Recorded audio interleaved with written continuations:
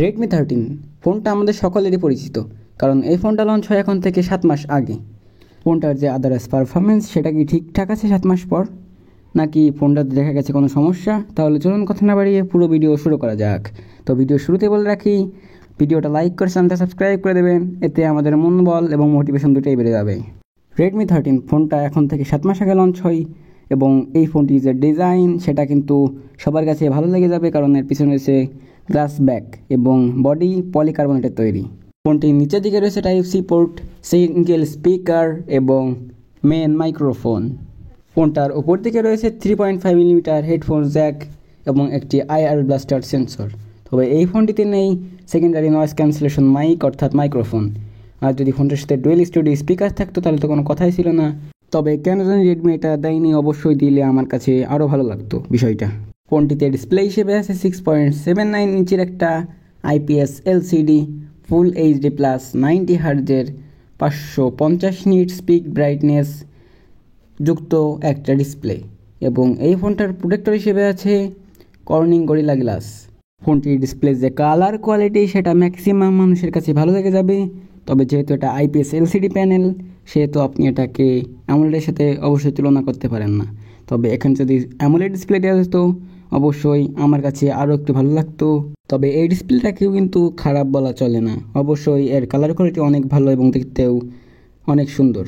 ফোনটির ক্যামেরা হিসেবে আছে রেয়ারে দুটো ক্যামেরা, একটা হলো মেইন ক্যামেরা, সেটা হলো 108 মেগাপিক্সেল, এবং একটা সহকারী সেন্সর যেটা 2 মেগাপিক্সেল, এটা একটা ম্যাক্রো, এবং সেলফি ক্যামেরা 13 মেগাপিক্সেল। ফোনটির যে রেয়ার ক্যামেরা সেটার ছবির কোয়ালিটি কিন্তু ফোনটি আপডেট দেওয়ার পরেও অনেক ভালো আছে, এবং আপনারা যে দেখে বুঝতে পারছেন ছবির কোয়ালিটি আগের মতোই ভালো আছে, এবং ছবির কোয়ালিটিও কতটা ভালো। ছবির কোয়ালিটি পার্সোনালি আমার কাছে অনেক ভালো লেগেছে, কারণ ছবিতে ডিটেল, শার্পনেস এবং কালার অ্যাকুরেসি সব কিছুই ঠিকঠাক আছে। তবে 17,000 টাকায় রেডমি আমাদের 108 মেগাপিক্সেলের একটা মেন ক্যামেরা প্রোভাইড করছে, এটাই অনেক বড় বিষয়, কারণ 17,000 টাকায় আমরা 50 মেগাপিক্সেলই অ্যাভেলেবেল পেয়ে থাকি। ফোনটার ব্যাটারি হিসেবে আছে 5030 mAh, আর এই ব্যাটারি দিয়ে এই ফোনটা ইজিলি একদিন ইউজ করা যায়, এবং এর ব্যাটারি ব্যাকআপও অনেক ভালো।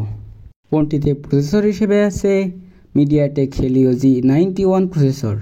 এটি একটি নতুন আপডেট প্রসেসর, এবং এই প্রসেসরটা 12nm এর, যেটা অবশ্যই G88 থেকে অনেক ভালো পারফর্ম করে। তবে এখানে G99 দিতে পারলে তো কোনো কথাই ছিল না, তাহলে 16 কলা পূর্ণ হয়ে যেত। তবে এই প্রসেসরটাও কিন্তু খারাপ বলা যায় না, কারণ এখন রিসেন্টলি মার্কেটে এসে আমাদের 17,000 টাকায় G85 পেতে হচ্ছে, সেখানে এই ফোনটা অবশ্যই G91 এগিয়ে থাকছে। আর এই ফোনটির চার্জার হিসেবে আছে একটা 33 ওয়াটের সুপার ফাস্ট চার্জার, যে চার্জারটা দিয়ে এই ফোনটিকে চার্জ করতে সময় লাগে 1 ঘন্টা থেকে 1 ঘন্টা 10-15 মিনিটের মতো। ফোনটিতে অ্যান্ড্রয়েড ভার্সন হিসেবে আছে বেস্ট এবার Android 14, এবং এই ফোনটিতে 2 বছরের অ্যান্ড্রয়েড আপডেট পাওয়া যাবে। তবে ফোনটিতে একটা কমতির বিষয় আছে, সেটা হলো UMMC 5.1। এখানে অবশ্যই UFS 2.2 সাপোর্ট করলে ভালো হতো, বাট এই প্রসেসরটা সাপোর্টই করে UMMC 5.1, এটা UFS 2.2 সাপোর্ট অবশ্যই করে না, আর সাপোর্ট করলে অবশ্যই ভালো হতো, তাহলে স্টোরেজ আর একটু ফাস্ট হতে পারতো। তো এই ছিল Redmi 13 ফোনটার ফুল রিভিউ। ফোনটা 7 মাস পরেও কোনো সমস্যা দেখা যায়নি এবং ভালোই চলছে, তাই ফোনটা অবশ্যই কিনতে পারেন 17,000 টাকায়। ফোনটার সকল কিছুই মোটামুটি ভালোই বলা যায় 17,000 টাকায়। তো এই ছিল ভিডিওটা ভালো লাগলে লাইক করে চ্যানেলটা সাবস্ক্রাইব করে দেবেন, এবং একটা কমেন্টের মাধ্যমে জানাবেন, তাহলে আমাদের মোটিভেশন আর একটু বাড়বে, আমরা ভিডিও বানানোর জন্য আর একটু মনোবল পাবো।